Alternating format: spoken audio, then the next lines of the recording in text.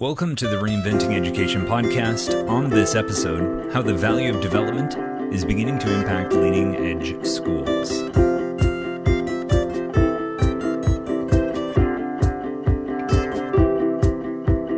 Three games on the field. Before we can discuss the value of development, we need to acknowledge what's going on around us. Right now, there are three games happening in education. Three games happening simultaneously on the same field. Picture a grass playing surface in a large sports facility. Now picture three different groups on that field. Each group is dressed for a different sport. One group's playing football, the second is playing baseball, and imagine a third's running around doing rounds of golf in teams of 4. All of these activities are intermingling.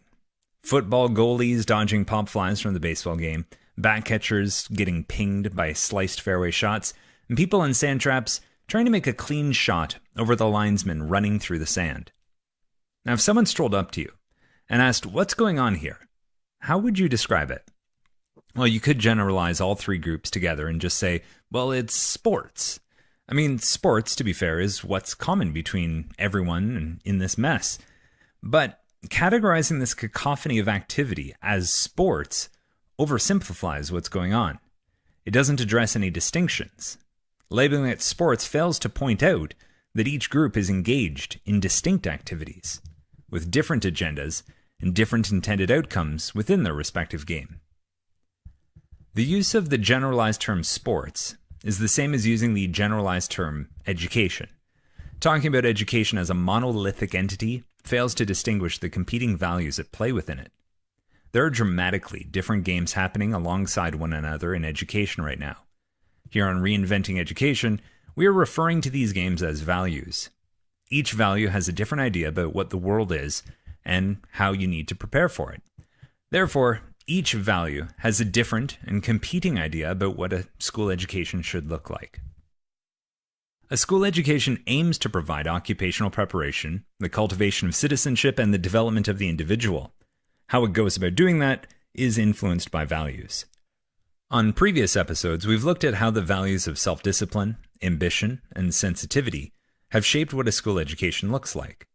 Each value is preparing children for a different kind of workforce and economic system. Each value is preparing children for a different kind of citizenry. Each value is preparing children to develop themselves in different ways. The three values of self-discipline, ambition, and sensitivity are playing very different games alongside each other, and yet we call this education. To make matters more complex, and in all honesty, perhaps to stretch this analogy too far, the games are influencing each other. Equipment is being shared between the games. The golfers are now using baseball bats, which launch the ball far further down the fairway than their clubs ever could. Baseball players are finding that footballs are much easier to hit than smaller baseballs, and football players find that using a golf cart leaves them with more stamina in the second half of the game. Alright, I digress. Each value in education is responding to, influencing, and fighting with one another. If we were to talk about education in a meaningful way, it's helpful to highlight how there are three different values at play in education: self-discipline, ambition, and sensitivity. Each has very different ideas about what school should look like, so each needs to be addressed individually in order to acknowledge the competing agendas. Hindsight versus looking carefully. The previous three values of self-discipline, ambition, and sensitivity were relatively easy to point out. We could look back and see them. We could connect historical context to their pedagogical approaches. Development is the next value that is coming online. That's what this episode's all about. The challenge with discussing the value of development is that it's on the cutting edge of what we see happening in education. We can point to a coalescing set of characteristics and entities and squint to see it. We can't yet look back to see the development value, but we can look around us and start to notice it. First of all, definitions. Development means to grow and become more mature, advanced, or elaborate. A development-centered school believes that students leave the system demonstrating development, so that as a citizen, they can demonstrate a capacity for transformation, which prepares them for an occupation in the VUCA economy, implying volatility, uncertainty, complexity, and ambiguity. Okay, so there's a lot here. Before I launch into what the classroom looks like, let's set the context by unpacking, first, the idea of the VUCA world; second, how development as a value seeks to be a tool belt; third, how the first three values, although at odds with each other, actually have something in common; and fourth, how development differs from improvement. VUCA, an acronym I can't stand the sound of. VUCA, not vodka said with a mouthful of shrimp cocktail. VUCA is a term originally used in the military, but it has become an acronym to describe the conditions of our modern world. VUCA is short for volatility, uncertainty, complexity, and ambiguity. That pretty much sums up life these days. How do we deal with a world of volatility, where conditions are liable to change rapidly and unpredictably? How do we engage with a world of uncertainty, where conditions are changing and not to be relied on, not known, or definite? How do we approach a world of complexity, with subtle intricacies, nuances, and complex connections? And how do we make sense of a world of ambiguity, where things are open to more than one interpretation and don't have one obvious meaning? To me, this sounds like Alice in Wonderland. Just when you think you get what's going on, the kaleidoscope shifts, tilts, and everything looks different. How do you prepare children for that which is in a state of rapid change? There's a trope when criticizing education. It's to point out that we're preparing children for a world that doesn't exist yet. We don't have a historical precedent for how to plan for what we can't even imagine. How do you play a game where the rules and objectives are constantly in flux?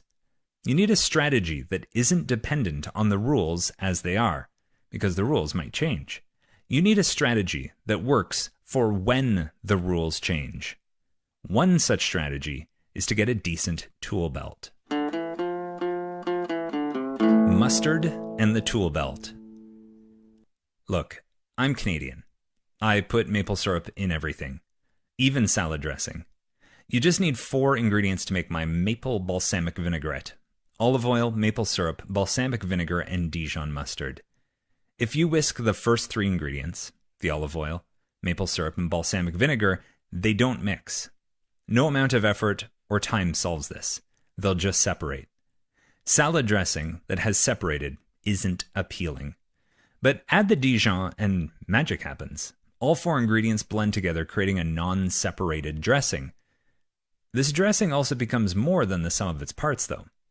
It actually develops a slightly creamy texture, a texture that none of the ingredients possessed on their own. The development value is the Dijon mustard of the school systems. It brings self-discipline, ambition, and sensitivity together and creates something new that's more than the sum of its parts. How do you play a game where the rules and objectives are constantly in flux? One way is to develop a strategy that acknowledges that rules will change. Get good at adapting. Get good at transforming. Get good at being flexible yet discerning. This is central to the development value. All 3 values are still in play in our modern world. Each value is required in some contexts in our rapidly changing environment. Playing one value's game well is not as strategic as engaging with all of them. It's a question of how much do you clash with a value and how much can you navigate it. If the only tool you have is a hammer, everything begins to look like a nail. Each value is a tool for engaging with and navigating the world. However, no single tool is functional for all jobs. Sure, you can try to use a hammer as a saw, but when the situation requires a saw, you're just better off using a saw. The developmental value doesn't bring forth a new tool per se to compete with the other 3 values. Rather, it brings a tool belt. It attempts to integrate the previous values to draw from their strengths, but also acknowledge their limits. The way forward is to take what is good, functional, and correct about each value and leverage that. At the same time, work to set aside the value's drawbacks, shortcomings, and inherent problems. The development value tries to keep what is skillful about each previous value while never relying on any one value entirely. Attend to what is present and respond skillfully with the tools. What self-discipline, ambition, and sensitivity have in common, and how development is the black sheep at the family reunion. It's the annual family reunion. The kids doing cannonballs into the pool. Uncle Fred's Hawaiian shirt is open while he stands frying in front of the grill, spatula in hand flipping bratwurst and burgers. Then your cousin strolls up to you. Long, straightened black hair covering slumped shoulders, a Bauhaus Bela Lugosi's Dead t-shirt, and through long bangs you hear murmurs. You know this misses the point, right? Excuse me, you say? Yeah, like this whole pretending we've got everything figured out and that everything can be known, put in boxes and measured. You're thinking to yourself, what is this person going on about? They continue. Like, I'm not a nihilist. I'm not saying everything is pointless, but I think it is pointless to pretend something can do something that it can't. I believe everything is partial. We need some humility in the school education endeavor. Perhaps school isn't able to carry out what it intends to do. We must accept it isn't a perfect system, and it never can be. But just because something isn't perfect and it can't do what it intends to, doesn't mean we abandon it entirely. No, we shouldn't attempt to hide its scratches and shortcomings. It also doesn't mean we should pretend it does everything we wish it would. It just means we see that some approaches to school education are better than others at meeting our desired outcomes. You're puzzled, but you say, go on. Well, first of all, school intends to prepare you for the workforce, being a citizen and hopefully for your own development. It is preparing you for a construct about what the world, society, and life is all about. To do this, it needs a target. It needs to pause the target in real life, nail it down in place to make preparation for it possible. But you can't compartmentalize life in order to make it digestible and accessible. Then use this abstracted, oversimplified representation of life to train people for the real thing. Sure, we need order, but we also need to acknowledge this strategy's shortcomings.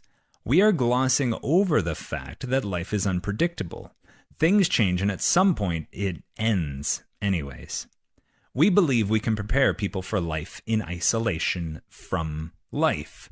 We do it in institutions, sealed off from the world in school hallways, with the real world abstracted into organized curriculums, which you may be tested upon. Maybe it's differentiated to meet where you're at, and maybe it's not. Maybe you're just punished and penalized for not being able to get it. But it's attempting to put the world, life itself, into abstract pieces, and this is supposed to get you ready for life outside of school, the place that has artificially constructed life, a world that follows almost none of the rules, conventions, or norms of school. The world is volatile, dude. Yet school presents an experience that is definite, dependable, and sequential. The world is uncertain. School presents an experience that is predefined, safe, secure, undoubted, and unchanging. The world is complex. School presents an experience that is compartmentalized, linear, and dislocated. The world is ambiguous, yet school presents an experience that is sure, understandable, and obvious. School does not follow the rules, conventions, or norms of the real world. I mean, what do we do when we need answers in life? How closely does that mirror what we do when we need answers in school? School implies that what needs to be known can be known. Things can be certain and things can be ordered. The conditions of life in the real world outside of school don't appear to adhere to such a state. Self-discipline attempted to make what you needed to know repeatable. Ambition attempted to make what you needed to know in the world testable. Sensitivity attempted to make what you needed to know in the world about how you go about things. Sure, over time, school has attempted to make both the content and process of education connect more to the world. We've seen that shift from self-discipline through to ambition, through to sensitivity. But it says it prepares people for life. And again, it does this in isolation, in a walled garden, in a petri dish, in a kindergarten, in an incubator. This seems contradictory to its intended outcome.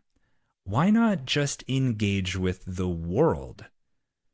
All of the best laid out lesson plans, learning objectives, standardized assessments, differentiated tasks, and well-intentioned feedback appear divorced from life.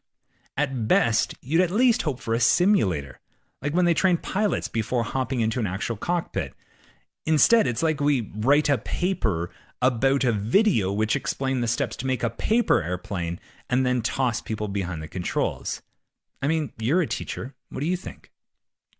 So you just cough and then awkwardly distance yourself from your cousin as the truth of what was just said starts to sink in. You bite into your hamburger. It's topped with relish and heavily vinegared hot pepper rings. You hold your elbows awkwardly wide, with your neck reaching forward to avoid dripping anything on your shirt, as the relish plops onto the warm poolside concrete below. It sinks in that a school education influenced by development brings with it a humility. It is the first to acknowledge the characteristics of VUCA in life. Oh man, I hate the sound of that acronym. Nonetheless, it notes that we can never be sure about things. Although self-discipline, ambition, and sensitivity appear to be very different on the surface, you see what they hold in common now. All three values believed that they had an answer to what was certain. They each believed they were the only tool that was needed. The only tool you needed is what they brought to the table. The only tool you needed was either self-discipline or ambition or sensitivity as an end goal. Each value believes it is the ultimate answer, but really, each is just a partial solution. Each has its shortcomings and the jobs that it doesn't handle well and its own unsolvable problems. Like the old line says, a problem can't be solved on the same level of consciousness that created it. Hence, each value that has emerged has solved some of the problems of the previous value, but also created new difficulties of its own. Definitions and setting the table taking longer than the meal itself. Development and improvement may be thought of as synonyms, but for the purposes of our conversation, we need to highlight the differences between them. Definitions. Improvement, make or become better. Development, grow or cause to grow and become more mature, advanced, or elaborate. There's a lot there. Let's break apart that list of what is meant by mature, advanced, and elaborate. Mature meaning to become fully grown or developed. Advanced, far on or ahead in development or progress. And elaborate, detailed and complicated in design. Development isn't just about becoming better at something, it's about expanding too. Think of improving as expanding vertically. Think of developing as expanding horizontally to encapsulate more. Improve as getting better at something you can do. Develop as moving into potentials you didn't previously have. Improvement as adding on to. Development as enhancing. Development opens new fields of possibility within which you can improve. Development contains within it improvement, but development is much larger in scope. Improvement is continuous and linear. Development may be linear at times, but it is often discontinuous. Discontinuous development involves distinct and separate stages with different kinds of behavior occurring in each stage. This suggests that the development of certain abilities in each stage, such as specific emotions, ways of thinking, have a definite starting and ending point. Really quick example. There is a caterpillar stage, a pupa stage, and a butterfly stage. A caterpillar doesn't improve and become a pupa. I can never say that word properly. It enters a new stage of development that involves transforming what it was previously, just as a pupa doesn't improve itself into a butterfly. The development value focuses on transformation because transformation is a good strategy to adapt to changing conditions. The appreciation of transformation is growing in the mainstream. But more often we see the self-discipline, ambition, and sensitivity camps doubling down on their approach instead. However, this tool belt and transformative development value is starting to spread. Development isn't the dominating value in our workforce and citizenry, but it's on the peripheral. The development value can be seen most vividly in leadership culture at the moment. Books are permeating these development values into the highest rungs of leadership circles. Here is a developmental reading list. Harvard researchers Lisa Laskow-Lahey and Robert Keegan's Immunity to Change, and An Everyone Culture Becoming a Deliberately Developmental Organization, Otto Scharmer's Theory U, and Frederic Laloux's Reinventing Organizations. All of these books have been huge over the last handful of years. Developmental stages are making their way into publications about leadership, which address the strengths and shortcomings of the socialized, self-authoring, and self-transforming mind, a now somewhat common three-stage developmental model highlighted by Robert Keegan, which helps to acknowledge how different people appear to have fundamentally different software for engaging with the world depending on their stage of development. Some of the wealthiest companies in the world are exploring the benefits of becoming intentionally developmental organizations. We hear buzzwords about teal, holacracy, and self-organizing organizations, which are being used to navigate the complexities and challenges of our current society and economy. Developmental researchers such as Susan Cook-Greuter, Don Beck, Terry O'Fallon, Claire Graves, Jean Gepsler, Piaget, they've all presented research-backed models that highlight different stage conceptions for how adult and development unfolds. There is still a lot of disagreement between them and gaps between models, but the proliferation of stage models shows that there appears to be something here that's worth digging into. All of these can be traced back to the developmental value. According to Frederic Laloux, author of Reinventing Organizations, there are characteristics of developmental organizations. The three main clues are self-management, wholeness, and evolutionary purpose. Self-management, operating through peer relationships rather than hierarchy or consensus. Wholeness, individuals no longer need to attempt to edit out their shortcomings, but rather can bring doubts and vulnerabilities along with their strengths. An evolutionary purpose. Gone is predicting and controlling the future. The group is seen as having a sense of direction of its own. The group is open to see what is present and acknowledge what the organization itself wants to become and what purposes it will serve. Okay, so I've taken my frickin' time setting the table for this one. Let's eat. So what does a school education look like when it's under the influence of the value of development? Pioneers versus hackers. The development value is arriving in education through two distinct groups, pioneers and hackers. Pioneers are going out, clearing the land, and building the first development-centered schools. They are creating the buildings, the programs, the staff, and the culture. I applaud them for the hard labor this involves. Right now, there are a handful of schools acting as pioneers who are embodying the elements of developmental-centric education. Some have even identified themselves as development-centric or even called themselves integral schools. For example, in Berlin, there's the ESBZ. There's the Freie Naturalschule Barnum, just outside of Berlin, Switzerland's Integrale Tagesschule Winterthur, and the Millennium Middle School in San Francisco. No doubt there are more out there, and in future episodes we are planning to reach out to some of these schools to help give us a clearer picture of what happens inside their institutions. The other camp I mentioned are the hackers, educators who are in more conventional school settings who are attempting to hack what needs to be done in school. Hackers are using the standard expectations of conventional schooling as a Trojan horse to bring in the development value. On the surface, they may appear to be holding up the status quo, but a closer look reveals they are playing a different game than many of their colleagues.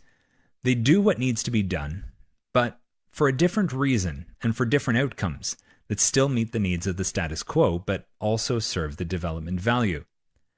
Let's explore what a development-centric school would look like using the three principles from Frederic Laloux. Schools should be self-organizing, there should be an evolutionary purpose behind it, and the wholeness of school, teachers, and students is acknowledged. Schools should be self-organizing. No longer will school be one-size-fits-all. What the school looks like will be influenced by the school's unique factors and agendas. The students and teachers should have autonomy to organize what would best serve the individuals and groups that comprise the school. Students across a district, a state, across a country, and across the world have incredibly different needs and contexts. Start with the needs of the people. Start with the context of the situation and work out to create a system. This is a massive shift from the previous stages, which created a system that required the people to fit it. Historically, we've had a one-size-fits-all answer to what school needs to look like within a country, but this served uniformity and perhaps efficiency, but not necessarily the maximizing of potential. Okay, sure, but what does the development school actually look like? Well, diversity. See, there's no single answer. The school should be granted the autonomy and capacity to shape itself to create what is needed to best serve the people involved. It would also be an expression of what the needs are for the development given the students and their community, among other factors. What it looks like would tie into what the evolutionary purpose was. All right, so what does evolutionary purpose look like within a school? Well, by evolutionary purpose, I don't mean a mission statement. Rather, a guiding principle that reflects the core reason the organization, the school itself, exists. It is the impact this school or this organization wants to make. It wants to determine how it serves the workforce, society, and the individual. The school isn't there just because there are enough students in a local area to warrant opening up another building. The school develops around the intention to serve a purpose for the individuals, groups, and societies impacted by the school's work. The reason for this will differ dramatically between schools, between groups, communities, and regions. Now, this is not a perfect analogy, but think of it like vegetables. In recent years, we've seen some shift away from large-scale industrial agriculture towards locally produced and organic homegrown foods. I believe a similar decentralization of education is on the way. A nationwide entity may not be equipped to deal with the diversity of needs that the more bespoke or small-scale education could provide. What school looks like will vary. I also believe that our value of quality education will increase, making quality teaching more widely available in unconventional formats, which may dismantle our ideas about what school needs to look like. Just look at the impact that YouTube tutorials have had on the sharing of information and skills in the last half a decade. One possible way this might play out is the evolution of online learning. Khan Academy has started this trend, but I still believe it aims to serve the ambition value more than any other, by making access to the education possible for anyone to improve their achievement, which is totally excellent, but I just think we'll see an evolution in terms of the content provided and the value of high-quality delivery of that content. What's coming is that the artificial line between school and real life will continue to blur and diminish. Rather than guess what a child needs in their life, we'll zoom in on the here and now. We'll assess what a child needs now from school in order to thrive in their life. This isn't limited to what a student needs to thrive in their current school subjects. It would also include meeting a student where they are developmentally and within their capacities. Traditionally, school has been about put in the work now for the payoff and benefit which will come to you much, much later. The school wants to determine how to serve now and later. To do this, we will need to start valuing more things in school beyond what is easily measured and has traditionally been used to sort merit. Development-centric schools will bring a diversity of capacities to the table. Ambition schooling set up the game that could be easily measured, and that what is easily measured can be easily assessed, and what can easily be assessed can be used to sort people. Well, sensitivity attempted to take this one-size approach and minimize its marginalizing effects. Development will now generate curriculums that focus more on difficult-to-measure capacities. Ambition schools had faith that test scores are an authentic measure of merit, but test scores are partial. Achieving high marks on tests does assess a certain set of capacities, but most tests only measure what is easy to measure. Assessing what is easy to measure ignores what is difficult to quantify or qualify. And by ignoring what is more complicated to measure, we ignore and discard a lot of more complex capacities that are required in the VUCA world. Development-centered education would shift towards focusing on that which is difficult to measure instead of privileging a narrow band of capacities that help you do well on tests. Now, it is possible that we'll see some articulation of different developmental models or stages of development within school itself. And what this looks like is yet to be explored. One possible example I've heard would be that we'd have goals for certain stages of development by a given age. For example, it might be expected that by a certain age, students have developed a certain stage of moral development, and that if someone is still egocentric, when ethnocentric morals are expected, there would be the equivalent of remedial projects to help them address and develop these capacities. Now, even my own shoulders raise a little at this idea of determining the characteristics people need to demonstrate. Why should an organization, let alone a school, have the right to do this? Well, perhaps they shouldn't. But the problem is we're already doing it. Schools are already having a dramatic impact on the social and personal development of children, but very little of this impact is explicit or consciously stated. It is just colored and influenced by the different values which are calling the shots about what education looks like. A self-discipline school embeds a respect for authority. Ambition school embeds a respect for achievement and marks. Sensitivity school embeds a respect for others regardless of their situation. And development school embeds a respect for development. This focus will help to solve some problems from the previous stages, but will also open up new problems that only development will bring to the table. How do you go about consciously deciding and articulating how people need to develop? The development value is not a cure-all, but I do see it as a step forward by at least making our intended influence explicit and therefore hopefully skillful. Don't anticipate the curriculum will be thrown out altogether.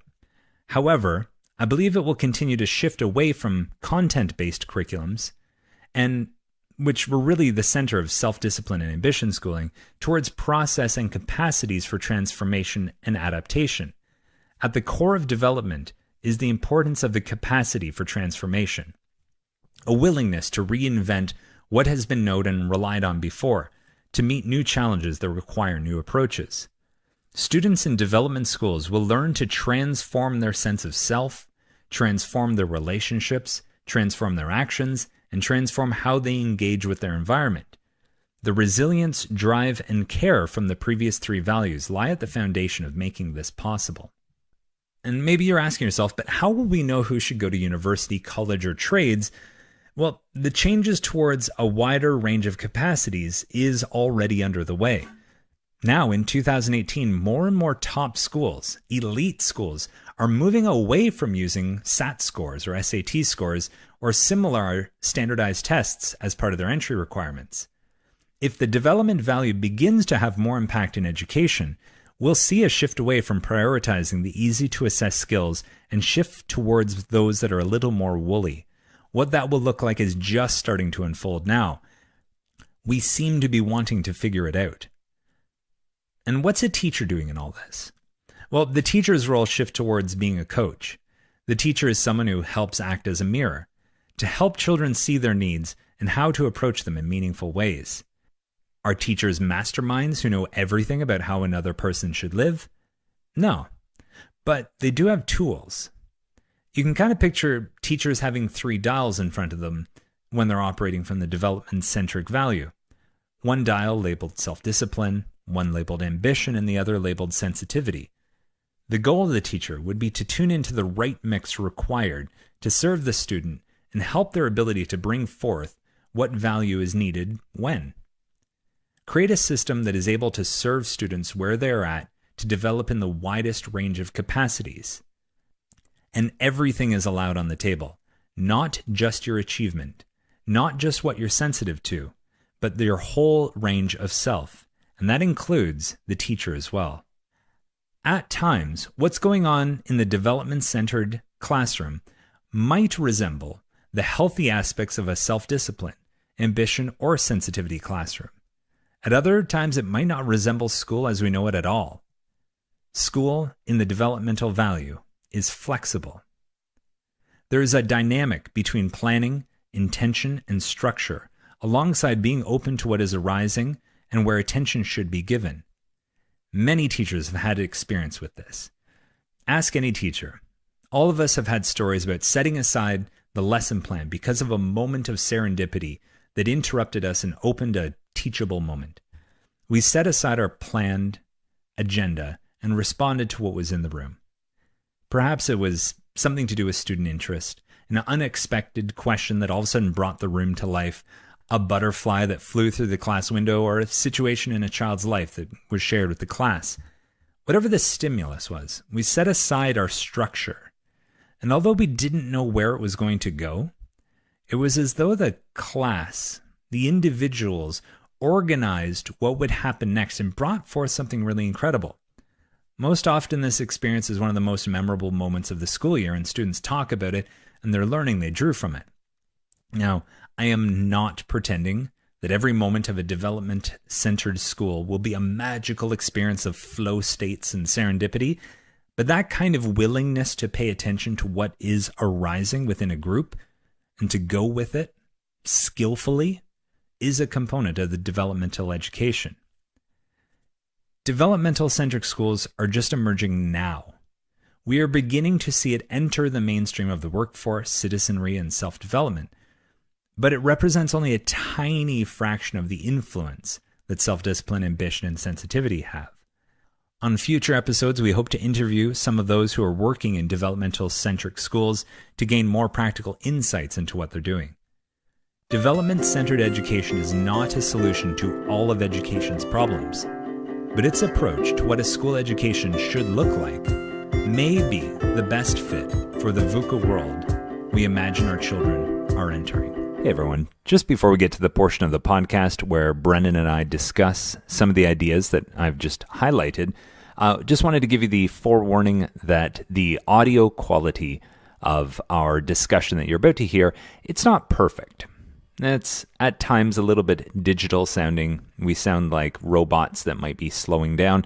This is just due to the fact that our only possible Wi-Fi connection with each other wasn't that strong, as I'm in the south of France at the moment, very rural area, and the Wi-Fi here seems to be like the people on vacation, very slow-moving, easygoing, and not in a rush to do anything. So just giving you the forewarning that at moments it's not perfect quality, but perhaps if you know that ahead of time, it won't be so bad when you hear the little blurs and slurs.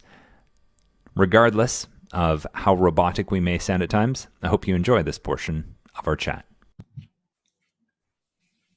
Hello, Okay. Brendan O'Leary. Hello, Rob McLeod. Episode 7.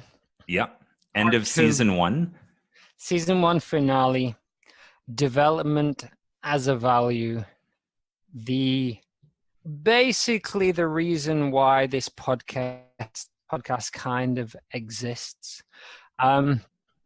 The idea of taking those 3 big values that we've talked about heavily in the last 3 episodes and kind of giving our spin on how we move forward from the 3 different types of schools that are kind of up and running as of now. So I wanted to talk about 3 big kind of sections. This idea of development and what it is, and just kind of fill it out a little bit and define it a little more possibly, and how it currently looks in society as an emergent value, and then how it currently looks in school and where that may go in the future. All right. So start with Alrighty. how we got to development then. Okay, so I just want to take a few seconds here to look at your metaphor of the 3 games.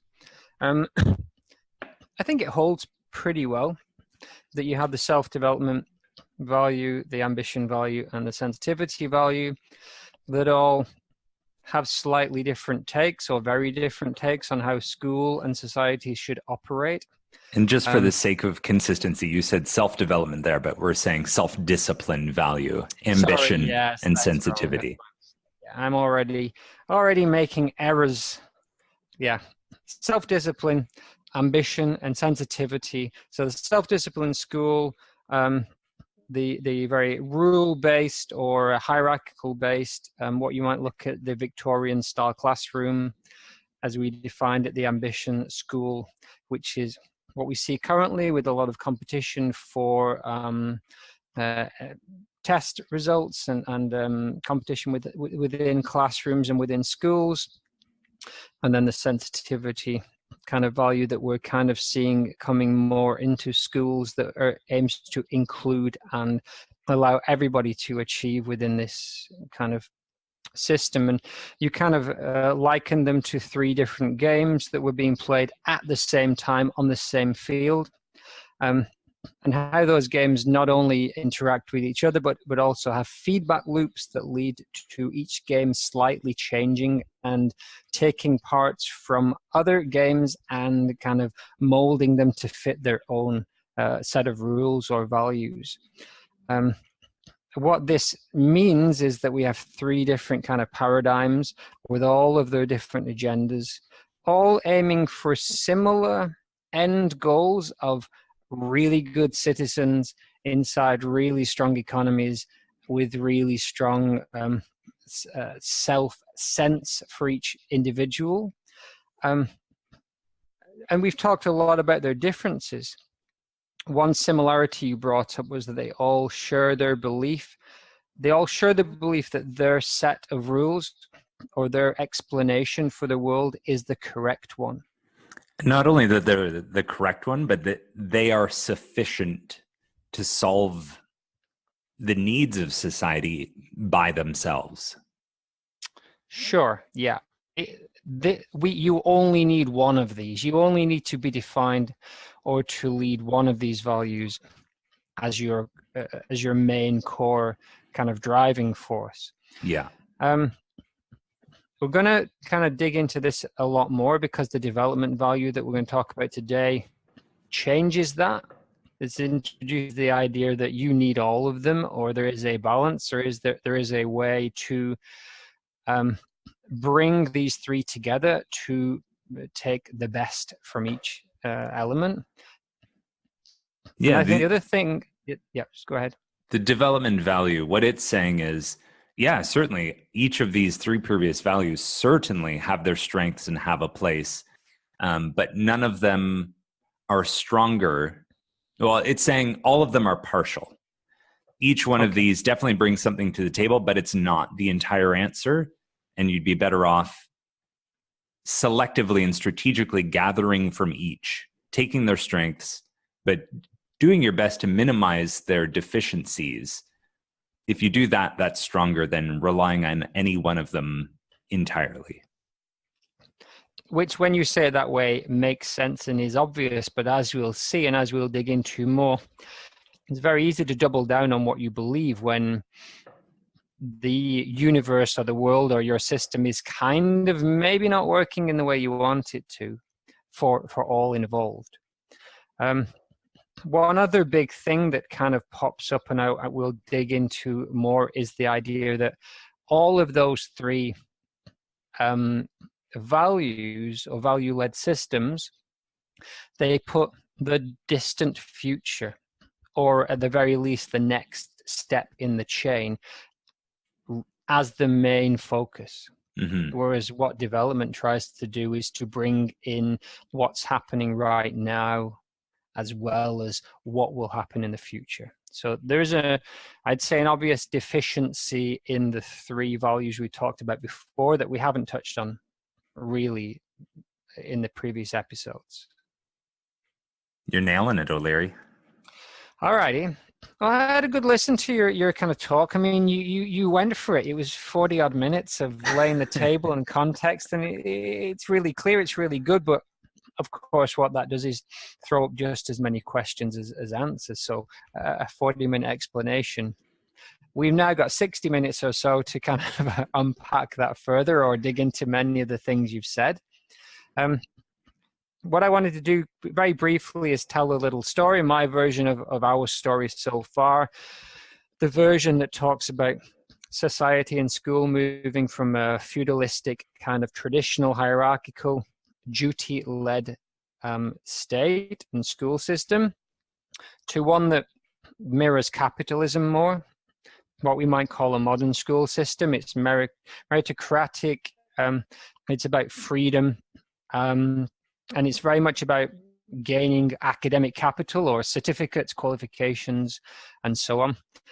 We talked about a more socialist, kind of postmodern and inclusive, fair kind of sensitivity value. And that kind of, we need to kind of now look at those three from a little bit of a distance and see actually how they're kind of playing against each other in the current world, so that we can talk about this word that you don't seem to like, but I think sounds great, which is VUCA. VUCA. Yeah, I wish we could have rearranged those letters into a different acronym. There's just something with VUCA that just, it sounds very Star Trek-ish or well, it almost sounds like self-conflated. Vulcan, yes. Yeah. But I think VUCA makes sense from the story I'm just about to tell. I'll give you I'll just kind of gloss over a lot of the details. But so as feudalism gave way to capitalism, this kind of dynamism emerged within society that was anti-ethical to this kind of, to the old kind of hierarchical and static system. It was a story where social mobility kind of became possible. And then over the course of the 20th century and I guess late 19th century, advertising emerged and more products emerged that created and suggested needs. And this kind of basically sped up the change. And there was within society, there was huge changes to the industrial era, but seemed on some level to follow logical paths. But then, I guess, for me, the stock market crash of 1929 seems to be an obvious point of where that paradigm of like logical ambition that were taken over, people started to see or introduce the idea that it was quite volatile. It wasn't actually as predictable as we thought. So it was, the dynamism turned into more volatility, and we kind of began then to see that as a double-edged sword, and said that, you know, this kind of like uncertainty and this dynamism, this change could hurt us, but actually we could also take advantage of it. I guess the insurance market is an example of that, of like, we can sell risk on, we can packet up risk and sell it here and there. And that story became more and more prevalent over the 20th century into the early 21st century. And by being ahead of the stocks and shares game, you could kind of like make a fast buck. And this actually played further into that ambition kind of value. And so there was a belief that yeah, it was volatile and unpredictable, but if we had more and more and more information, we could get a better and better model of how things were going to work out. But then, I guess, as we began to uncover more and more layers of complexity, and we made the system itself more complex, in an attempt to outbeat other players. So this kind of insurance turned into risk management and futures, derivatives, hedge funds, and all of this that eventually led, I guess, to the 2008 crash. We became aware that as this sensitivity value kind of rose up with these deconstructionist methods, we got to this kind of uncomfortable truth that even if you know every element, there is that 1 in a million event that will crash the entire system. And that's even if you look at it just inside an economic kind of model. But when you start to talk about the wants and needs of 7.5 billion humans, it was very clear that there was absolutely no way that we were ever going to be able to predict outcomes. And so these complex systems, they were always going to be ambiguous. And I think that's the big one. I think that's the big one that development seeks to kind of take account of. That, yeah, change happens. Yeah, things are unpredictable.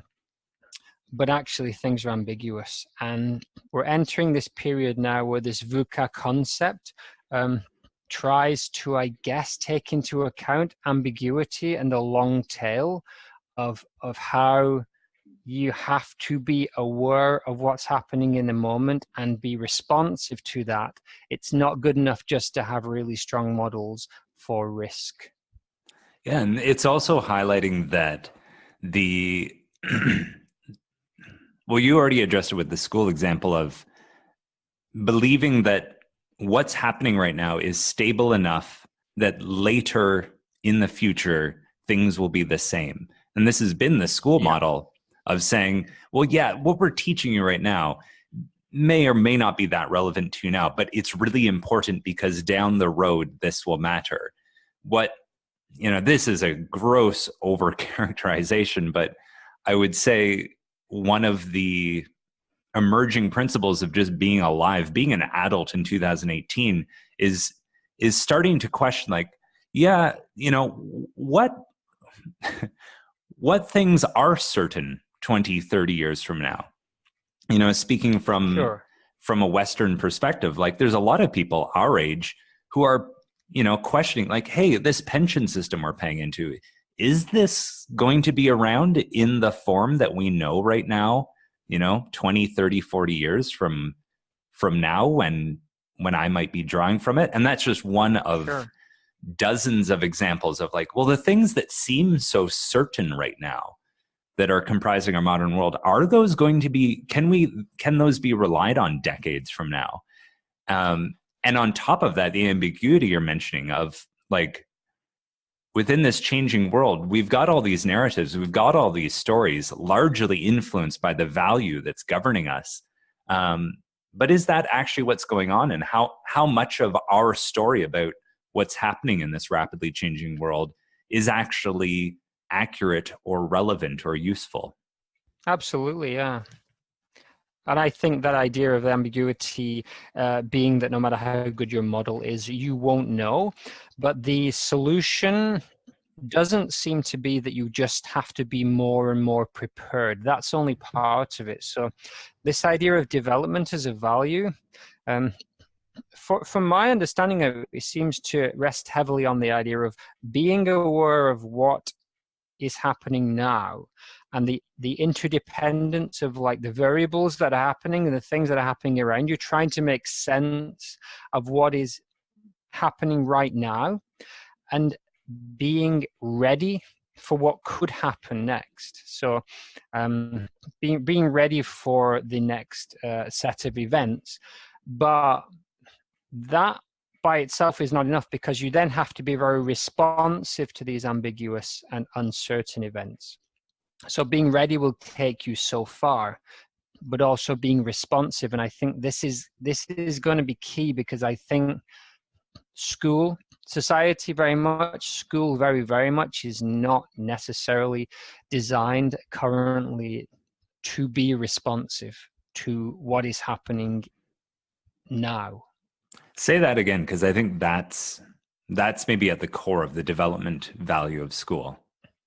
I think so. And think kind of dancing around it for a few days, reading your notes and listening to the first half of the podcast. And so the awareness is very key and clear. And I think we're good on some levels of being somewhat aware of, in society, of what may happen next, but being responsive to what's happening right now, especially when it is unpredictable and ambiguous. So I will definitely dig back into that quite a lot more. But can we talk a little bit more about what you mean by development? So you talk about transformational and how development as a value is all about being able to transform. And so let's say you're aware of your situation as much as possible. You're responsive to what's happening. What do you mean by transformational? Well, you and I are both fans of The Hero's Journey, as laid out by Joseph Campbell. And I think there's a lot of overlap between the hero story and the developmental value and transformation. The idea that there may be a situation that requires something of you that you haven't had to previously bring forth in your life. So when we're talking about this development and transformation value, what we're talking about is saying there's probably a certain way of being in your life that has worked for you up to this point.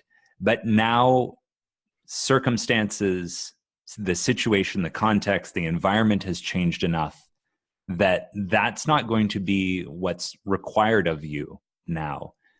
And instead, something new, something you haven't previously been needing to demonstrate is what's being called forth and required in this situation. So are you prepared or able to set aside what's previously worked and develop some new capacity? Like in the hero story, can you develop a new way of being to meet these changing and new circumstances? Sure. And I think that you talked a little bit about development versus improvement. So, you know, it may be semantic on some level, but I think that it's important to have this clear that we're talking more about improvement as like, this is what I am right now, and let's make it just better. Let's improve what's already happening. This is taking what we're doing in schools and just making them better. And there's a lot to be said for that, of course, but actually to mature or grow or become this word of actualized or flourishing, these terms that have been used for millennia to describe human beings becoming what they can be.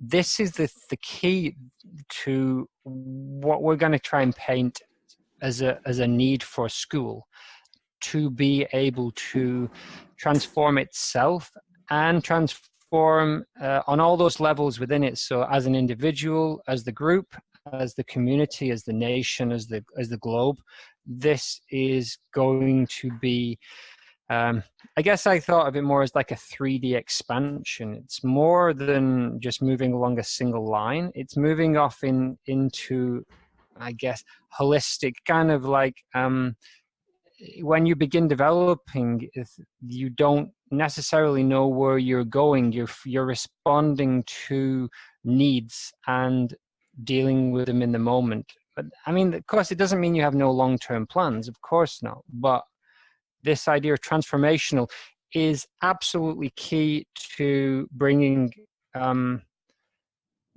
three other values together.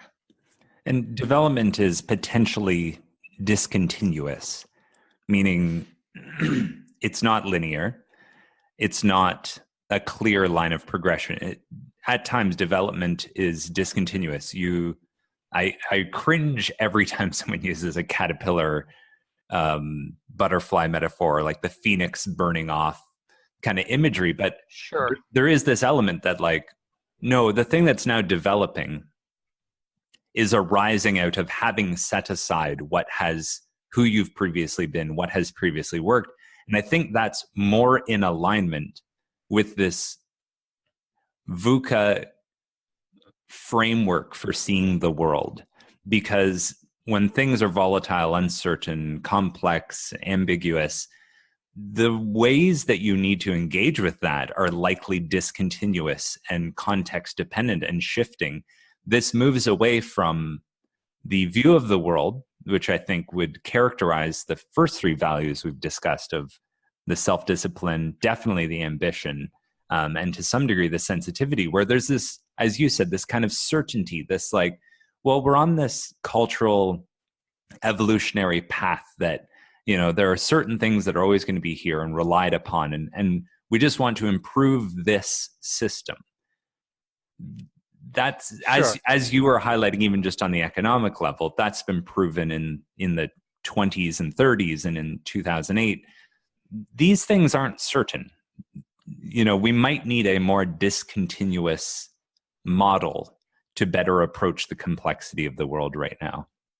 Yeah, I mean, I'm still getting my head around kind of the implications of this value, because it is so broad and so it has so many potentials to change what is going on inside school and society. So I think it's interesting that you talked about it being introduced very much at a leadership level. And I want to talk about that a little more, but I just want to go back to this idea of using what is relevant now and taking the values that you have at your kind of disposal, or the three values we pointed out, the self discipline, the ambition, and the sensitivity, and using them almost like tools within your tool belt. You know, it sounds slightly cynical, but clearly it's not. You're just using the values that you believe in and have inside yourself to respond to the situations that are in front of you. And it's kind of the word you've used with me before is a skillful response, or a skillful use of these kind of values to navigate the situation around you. Yeah, and one other kind of analogy I've heard used to describe the development value, or, you know, I'm a huge fan of integral theory, and to a large degree what we're talking about is the integral stage of development. I've chosen not to bring that into the podcast so much because I find the integral world brings with it its whole entire set of jargon that, you know, we'd need 20 episodes of this podcast just to unpack. Sure, and so I don't think we need it for the job we're trying to kind of unpack right now. Sure, but, and if you're a fan of integral theory, basically I would say this development value we're talking about is analogous to integral. If you don't know about integral theory, don't worry, you can totally not worry about this. But what the other analogy I've heard with the development value or an integral value is that it's somewhat chameleon-like.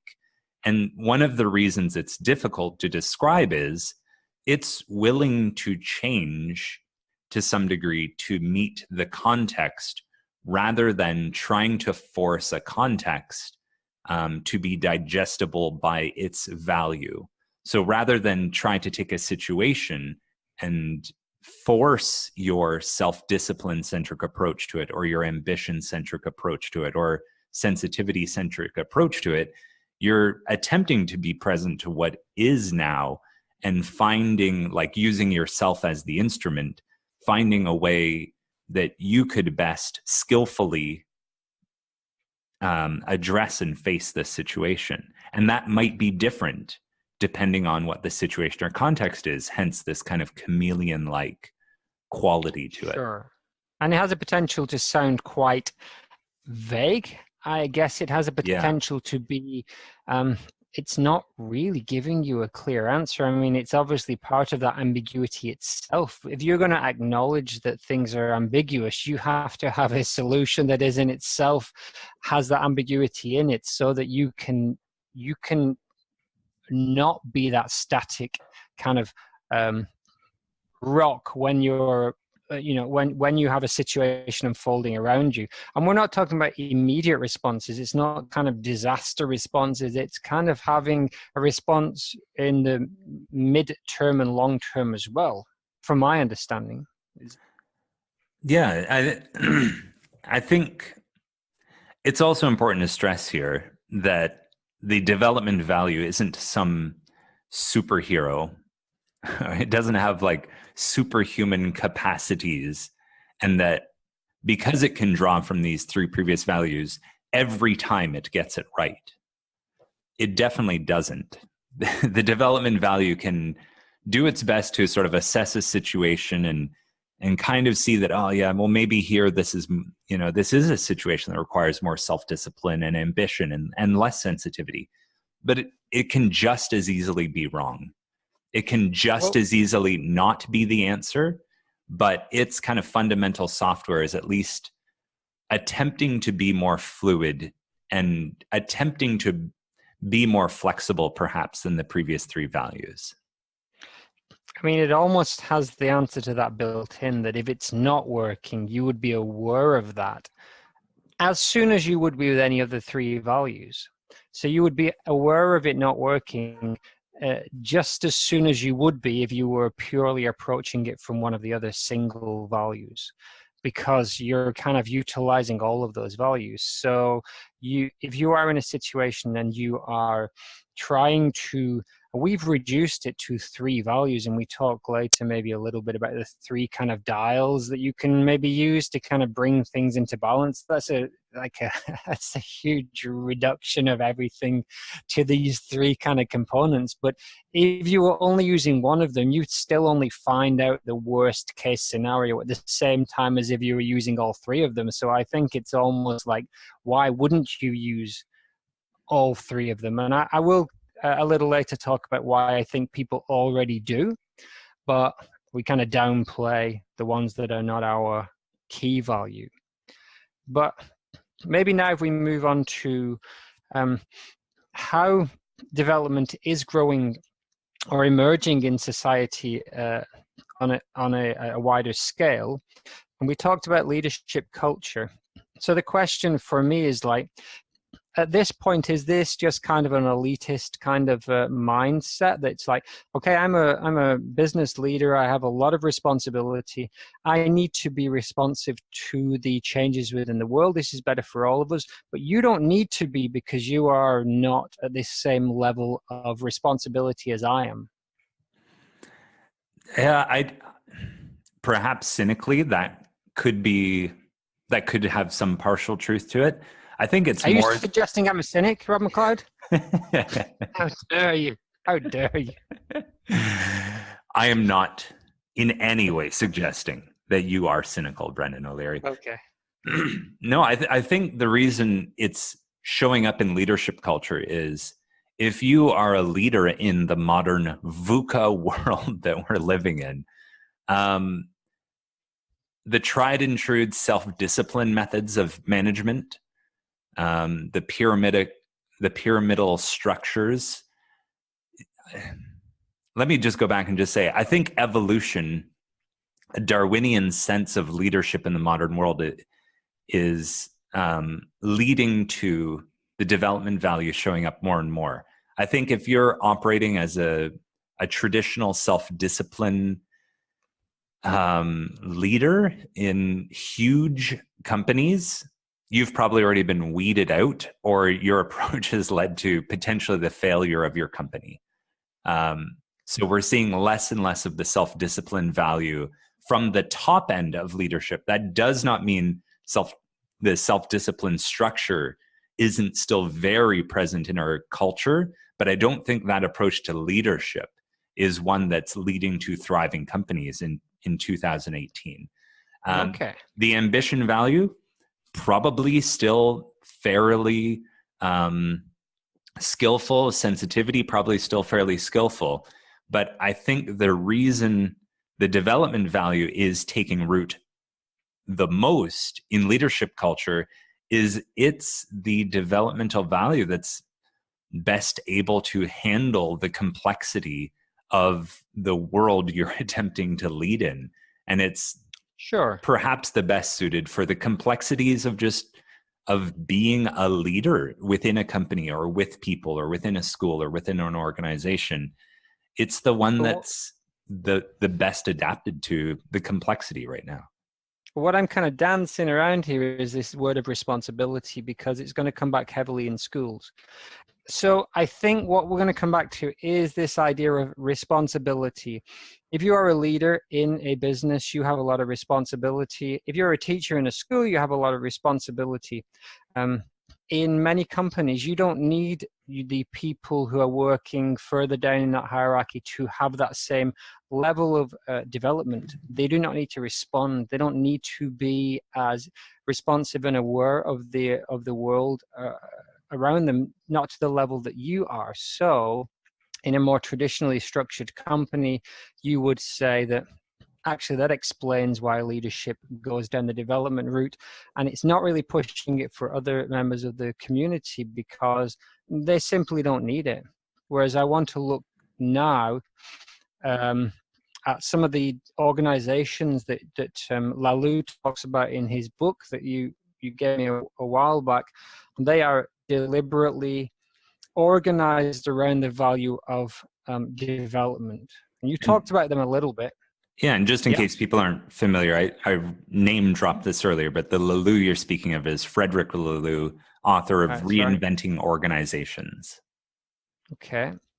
Yes. So you talked a little bit about these companies to these organizations, and from the book, and I haven't dug into it too much more. A lot of these companies seem to be successfully operating, especially I think the one that worked in the Netherlands with the kind of healthcare on the nursing kind of community that seemed to be very strongly based on these values and also very successfully kind of growing as a company Yeah, or as yeah. and that's a unique aspect, I think, of this developmental value where at times, not always, but at times, they can do another value perhaps just as good, if not better, than one of the values themselves. So I think one of the reasons why Frederick Laloux's book, Reinventing Organizations, has got a lot of attention is some people will look at some of these companies in here and go, wow, they've like nailed the ambition game. This is a very successful, merit worthy, financially well off company now. And they used this kind of method that wouldn't have fit our traditional kind of ambition ideas of what a company would need to look like. Sure, and we are. It shouldn't come as a surprise that we're going to try and explain or show how these practices can could, in our belief, improve schools. That's going to be a core topic for the rest of this kind of podcast life. So self-management, where there's peer relationships rather than hierarchies. This by itself would set most people, a lot of people would turn off just hearing this. Okay, I've heard it before. We don't need leaders. We don't need bosses. We're all going to work together. It's going to be beautiful. Peer relationships rather than bosses and hierarchies. Can you explain a little bit why that isn't quite as simple as just, hey, no more bosses anymore? Well, this is on the edge of my understanding. This is a world I haven't had a lot of direct personal experience with. But I think the difference here is this isn't just the abandonment of hierarchy or let's go through each of the values and highlight them here. This isn't the abandonment of the self-discipline pyramid just because there are negative aspects of a pyramid. This isn't just the abandonment of the meritocracy of the ambition value. This isn't just the abandonment of saying like, oh, some people get to positions of power who maybe ultimately shouldn't have had them, but they gamified the system. This isn't throwing that away. And this isn't also the tendency in the sensitivity value of leaning towards, well, we just need consensus. We need group decisions here.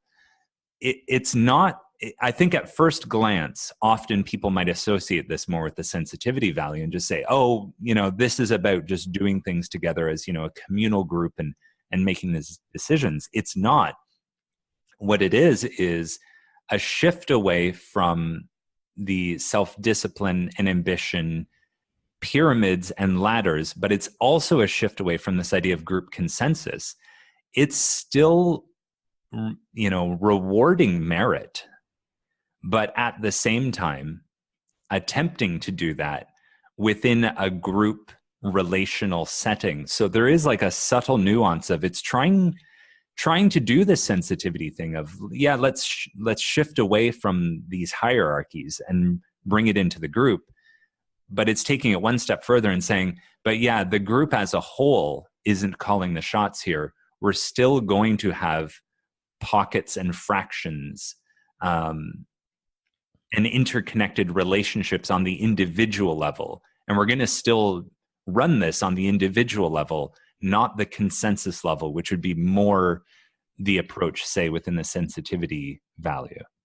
Sure. And so the one of the best examples from the book, I think, is the kind of nursing units in Holland, in the Netherlands, which seem to be,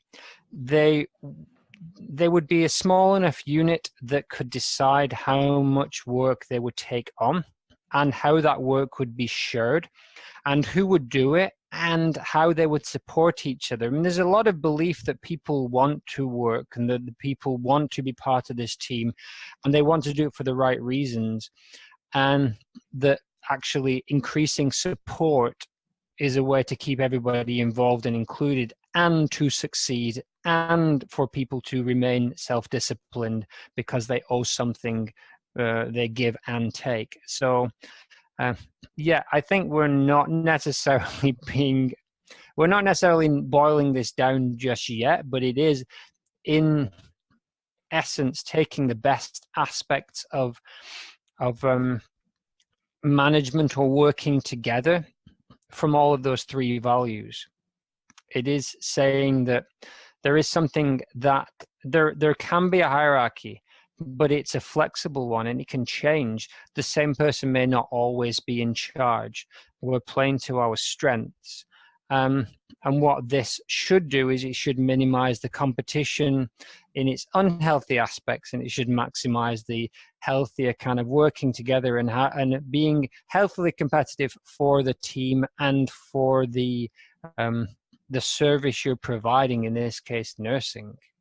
Yeah, and I think that's the key is there may still be hierarchies emerge within a self-organizing developmental organization, but if they do, they're arising because those hierarchies would help the group and the individuals to better meet their needs. It's not starting with saying the hierarchy is a given. How do we make our method of operation meet our context? It's sort of like if there are those three pieces, there's a structure, which may or may not be a hierarchy. There's how we do things, and there's our context or like the situation. The development of value saying, well, let's start with the situation. Let's work back to the people and then see what structure is needed. Whereas it's an oversimplification, but the first three values would say, hey, we've got a structure that we do all the time. What's our context and how do we make this work with the people we've got? Sure.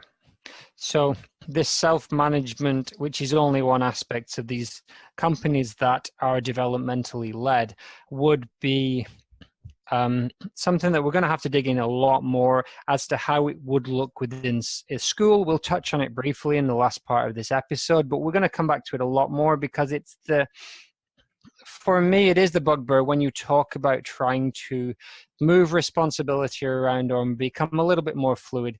There will be a lot of stereotypes and archetypes that will come up of like, hey, all responsibility is negated, or the tragedy of the commons, or all of these kind of negative connotations of trying to self-manage. And it's something we'll be digging into it a lot more. And I really believe it's possible. But you don't have to think very hard to see where in the past management, self-management, group management has gone really far off the rails. The Lord of the Flies comes to mind. Yes, anything like that. But actually, before we go on, I think that's an important aspect of this. Yeah.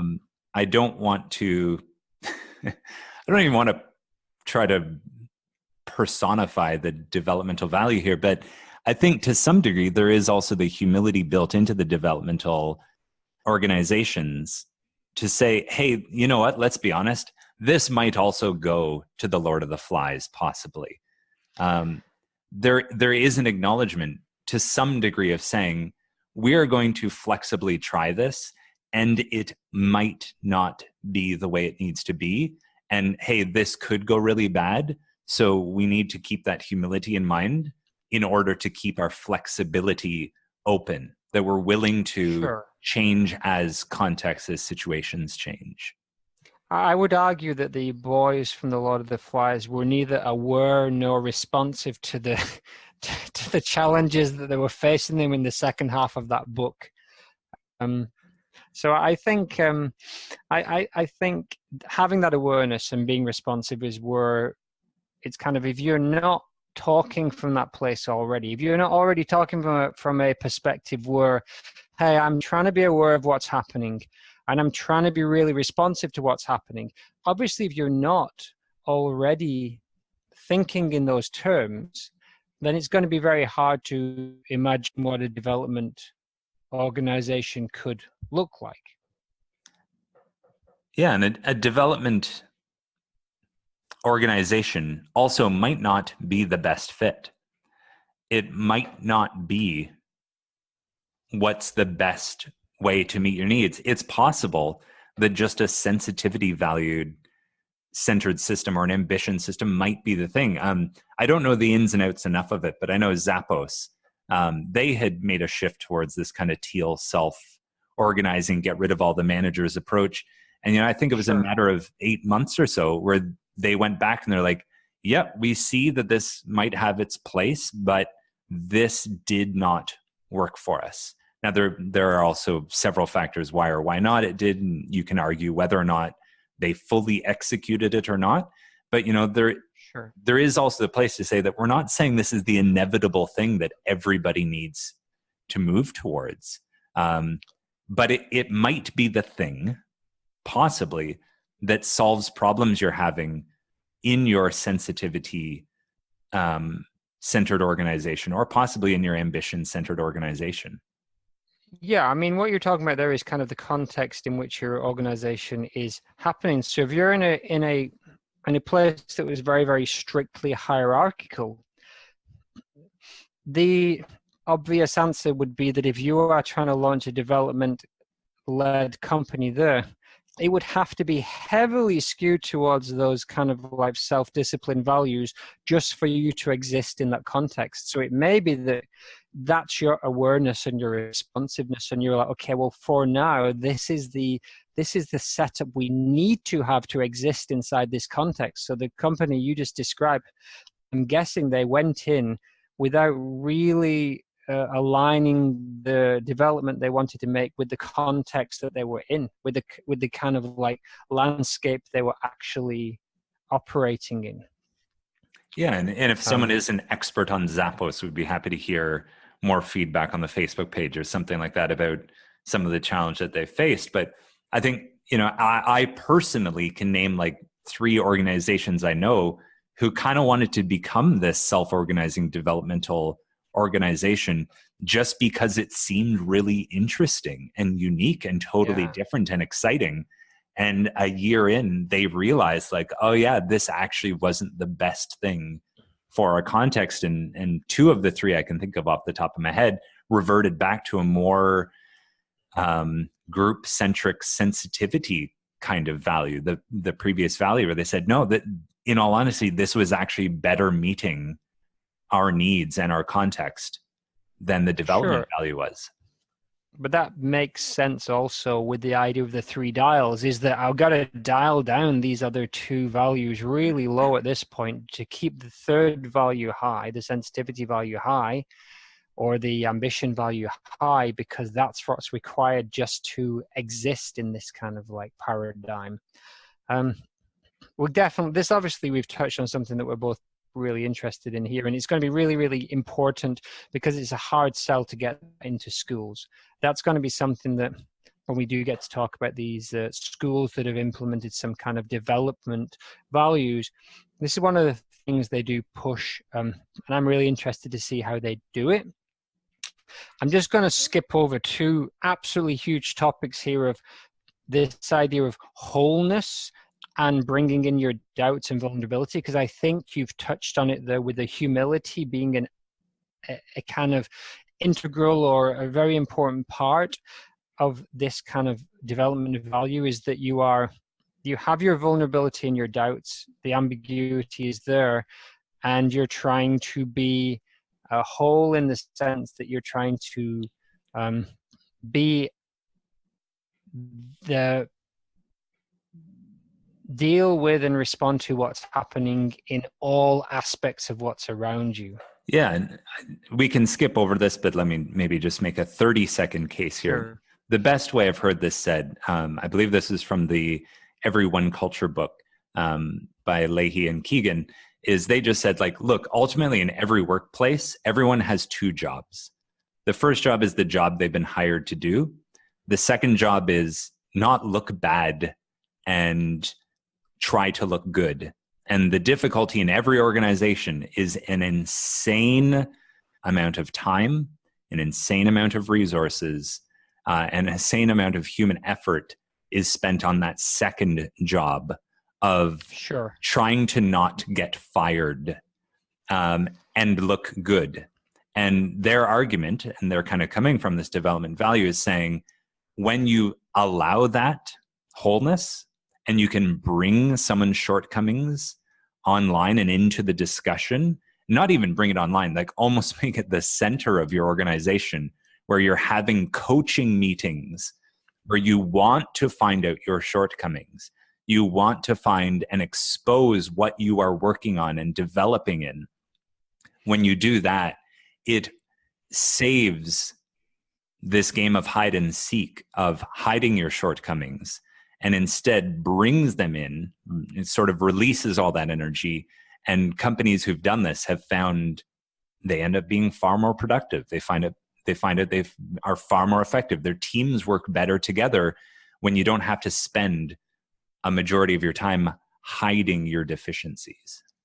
I think that sounds obvious. I'm not going to call you on it and make you give me any names right now, but I would like to hear much more about the reality of how that works. But what you're talking about there is investing in the people as humans and not just as workers. Mm-hmm. So it's kind of like going back to the 3 goals again, isn't it? That now you're working for us, you're still a citizen, you're still a self-developing kind of human, and you're also a worker, and we got to kind of treat you as all of those 3 things, not just one of them, not just as a okay, so we've got about 15 minutes left, I think, here from my time, and I wanted to move now finally into the thing that we're here to talk about, is which is school. So you went on for a while about how school was awful. Mm-hmm. And how you hate it. Is that right? Let me try again. Okay. No, there is part of me. Well, let's talk about wholeness. There is part of me that thinks school is horrible and a waste of time. There is also a part of me that thinks it's a very worthwhile institution that has a lot of potential for transformation and contribution to our world. Yeah, we're not in this because it's the only thing we can do, and we got fired from every other job we've done, and so we're just gonna like try this education thing for a while. It's embedded in our thoughts and our work and our discussions. And one of the big ones is what you brought up was school, and how it's abstracted from life. How it's a abstracted reduction of life that generally is not particularly responsive or aware to the needs of the different groups that operate inside school, the students, the teachers, the parents, and the community as a whole. But kind of more just bumbles along using like rules of thumb and heuristics that kind of seem to work. And there's kind of a belief that school has a duty to prepare for what's coming next. It only has a duty to prepare students. It doesn't have a duty to teach students explicitly how to be like today in the now. Everything is geared towards next month, next year, the next step on the ladder, the work life that will come at the end of the 18-year process.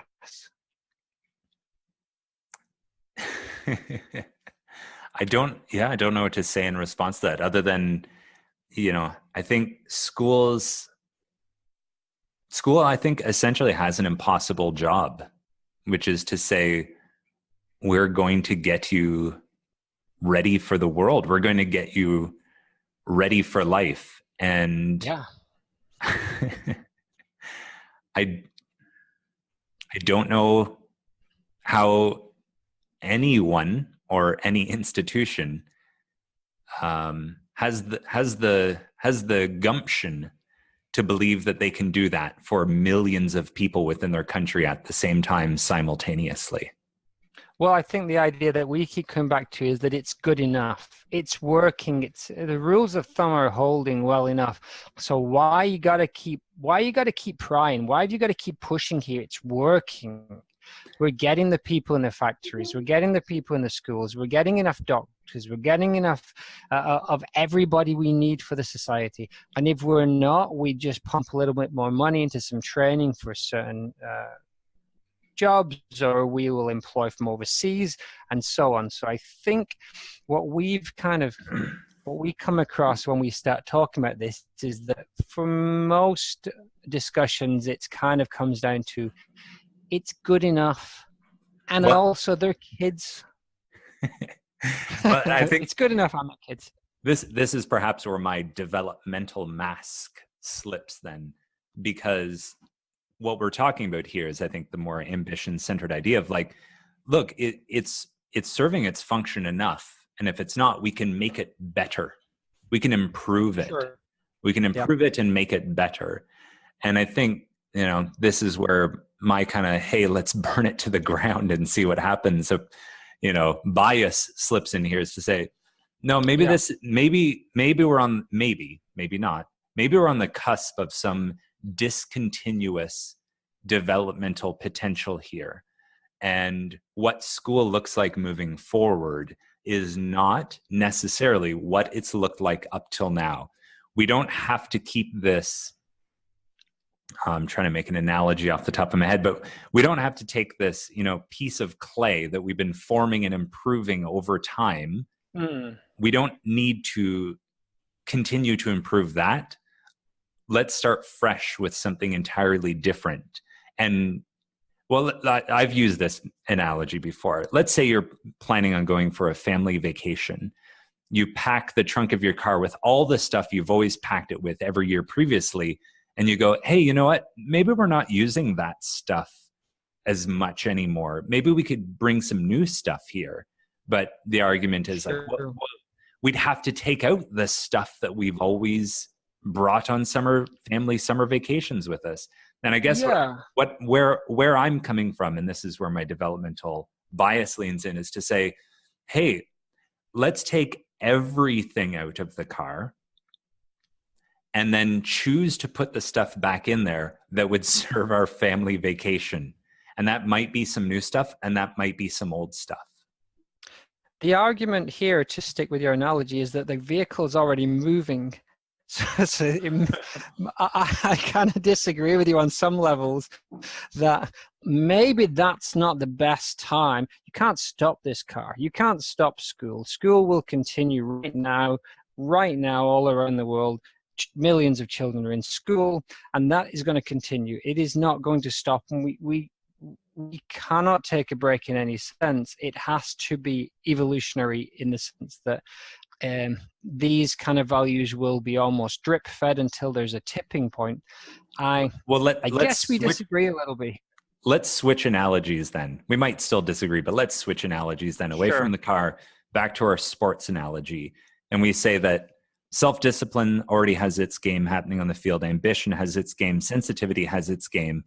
I guess to some degree what I'm saying is, let's throw yet another game in there, and let's get some more developmental players on the field, and let's see how that impacts the developmental game. Let's see what equipment they borrow from the others.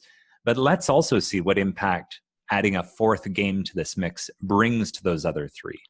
Sure.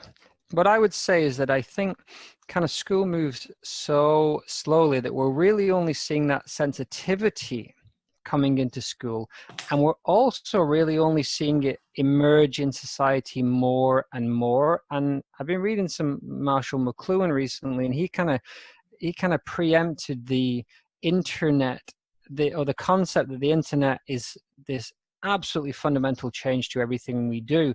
And I think this idea of the environment created by the internet is going to push forward this development value. I was going to bring forth a sensitivity value first. This is a simple narrative, and of course things go off the rails, go backwards, go in any direction, but in the simple narrative, I think we're looking at 50 plus years of this sensitivity value emerging more in society and coming through in schools before we even start to see this kind of before we start to see a development value really take hold either, because just in terms of my simple logic, this sensitivity needs to work through the problems that we're trying to solve now, that were kind of created by the ambition value. The ambition value brought in a lot of fantastic elements to it, but it brought with it some issues, and one of the big ones that the sensitivity value is trying to tackle now is the mental health issue. And I think this is going to play out over many years in many different contexts and scenarios, and actually development is still very, very small in that, and I could be wrong, but it will take its own sweet time to come through into that system. And that is really that we're going to be on the fringes with these schools that I guess we probably won't get much chance to talk about in this episode. And with these schools, they're very much on the fringes. And yeah.